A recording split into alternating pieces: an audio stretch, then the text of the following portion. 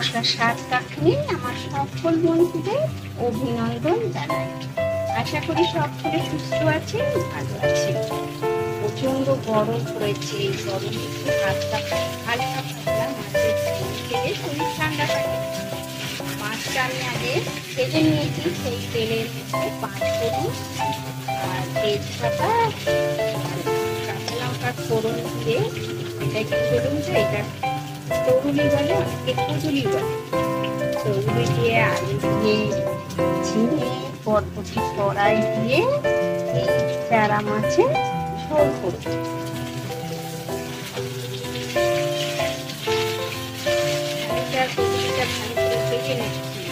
কড়াইটা আজকে গেলে কি হয় বলে নরম গলে যায়, এটা শেষে দেবো। টমেটোটা দিয়ে দিয়েছি, এর সাথে থেকে আমি একটু নুন আর হলুদ দিয়েছি।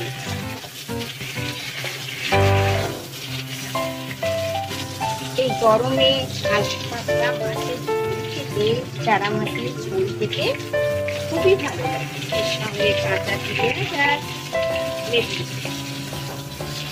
এটা ধনে জিরে কাঁচা লঙ্কা আর আদা একসাথে পেস্ট করেছি।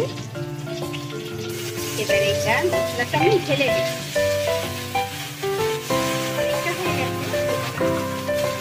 এর মধ্যে হলুদ, ঘরোয়া ভাবে মাছের ঝোল আমরা এইভাবেই তৈরি করি। এর মধ্যে এবারে ঝিঙে আর বরবটি কড়াইটা দিয়ে দিচ্ছি। মশলাটা ভাজা হয়ে গেছে, এবারে পরিমাণ মতো জল দিই সিদ্ধ হওয়ার জন্য।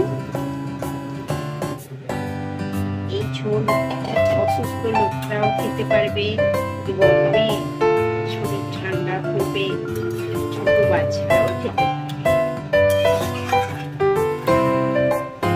পরিমাণ মতো করে নুন দিচ্ছি। নুন দিয়েছিলাম, নুনটা কম হয়েছে জল দেওয়ার পরে, নুন দিয়েছি। এবারে চাপা দিয়ে সিদ্ধ হতে দেবো। ফুটে উঠেছে, চাপা দিয়ে দিচ্ছি সিদ্ধ করতে। এইবারে ঢাকনাটা খুলে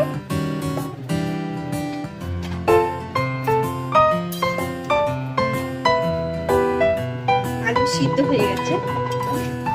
এবারে ভেজে রাখা মাছগুলো দিয়ে দেবো।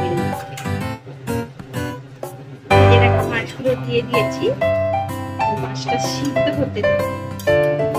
বাঙালি তো মাছের ঝোল ভাত খেতে খুবই ভালোবাসে। একটুখানি চাপা দিয়ে দিই, মাছটা সিদ্ধ হবে। এবারে ঢাকনাটা খুলি। মাছটা তো সিদ্ধ হয়ে গেছে, ঝোলটাও আমার হয়ে গেছে।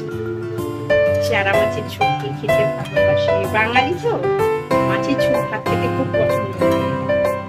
তার সাথে কি আছে, লেবু কেটে রেখেছি আর কলমি শাকের চচ্চড়ি, হাঁড়িতে ভাত। আর এই মাছের ঝোল খেতে ভালো লাগে অবশ্য কমেন্ট করবেন। ঘরোয়া ভাবে মাছের ঝোল করেছি, ভালো লাগলে লাইক কমেন্ট করুন। টাটা, আবার কোনো এক ঘরোয়া রেসিপি নিয়ে হাজির হব। ভালো লাগলে অবশ্যই লাইক শেয়ার আর সাবস্ক্রাইব করতে ভুলবেন না। টাটা।